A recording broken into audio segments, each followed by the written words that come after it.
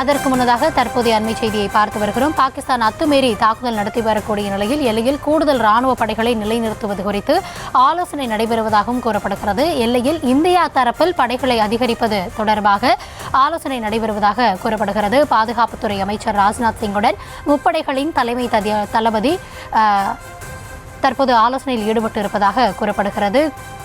தொடர்ந்து இணைந்திருக்கிறார் செய்தியாளர் பாரி. சற்று முன்னதாக வெளியாகிருக்கும் தகவல், எல்லையில இந்திய தரப்புல கூடுதல் ராணுவ படைகளை நிறுத்துவது தொடர்பாக ஆலோசனை நடப்பதாக கூறப்படுகிறது. அதற்கான தேவை தற்பொழுது எந்த அளவிற்கு இருக்கிறது? இது குறித்த ஆலோசனை குறித்தான விவரங்களையும் பகிர்ந்து கொள்ளலாம். வழியே பாகிஸ்தான் ஒரு விஷயத்தை திணித்து அதன் மூலமாக அடி வாங்குவது என்பது தொடர்ச்சியாக பன்னெடு காலமாக, அதாவது கிட்டத்தட்ட இந்த 65 ஆண்டு காலங்களில் ஒரு 5 முறை நடைபெற்றிருக்கிறது. வழியே போரை திணித்து, இந்தியா மீது ஒரு போரை திணித்து, அதன் தொடர்ச்சியாக பாகிஸ்தான் மீது கடுமையாக பதிலடி தாக்குதல் இந்தியா நடத்தியும் அதன் அடிப்படையில் பாகிஸ்தான் நிலைகுலைந்து போவதாகவும் கிட்டத்தட்ட 5 முறைக்கு மேல் இதுவரை நடைபெற்று வருகிறது.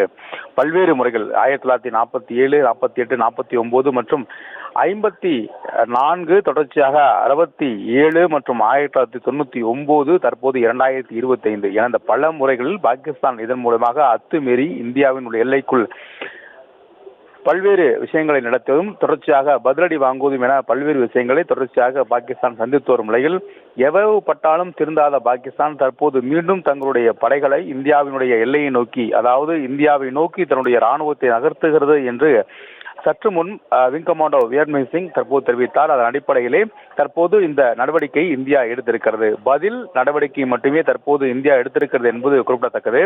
பாதுகாப்புத்துறை அமைச்சர் ராஜ்நாத் சிங் பல்வேறு ராணுவ தளபதிகளுடன் நடத்திய இந்த பேச்சுவார்த்தையின் அடிப்படையில் பாகிஸ்தான் அத்துமீறி நடத்தினால் அதை எவ்வாறு சமாளிப்பது மற்றும் எதிர்வினை எப்படி ஆற்றுவது என்பது குறித்து இந்தியாவினுடைய எல்லையில் பாகிஸ்தான் இருக்கக்கூடிய அந்த 4 மாநிலங்களுடைய எல்லை, பஞ்சாப், குஜராத் மற்றும் ராஜஸ்தான், காஷ்மீர் என இந்த 4 மாநில எல்லைகளில் கூடுதலாக படைகளை நிறுத்துவது என்று தற்போது தீர்மானிக்கப்பட்டிருக்கிறது. இந்தியா எத்தகைய தாக்குதலை நடத்த வேண்டும் என்பதை கூட பாகிஸ்தான் தீர்மானித்துதான் வருகிறது.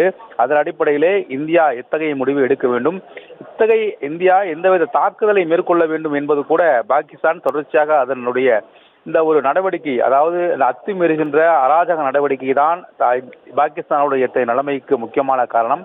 அந்த நடவடிக்கையை எடுக்க சொல்லி, அதாவது பாகிஸ்தான் மீது படையெடுக்க வைத்தும் பாகிஸ்தானை பந்தாடக்கூடிய ஒரு நிலைமையை இந்தியா எடுக்க வேண்டும் என்று தற்போது பாகிஸ்தான் விரும்புவதாகவே தெரிகிறது.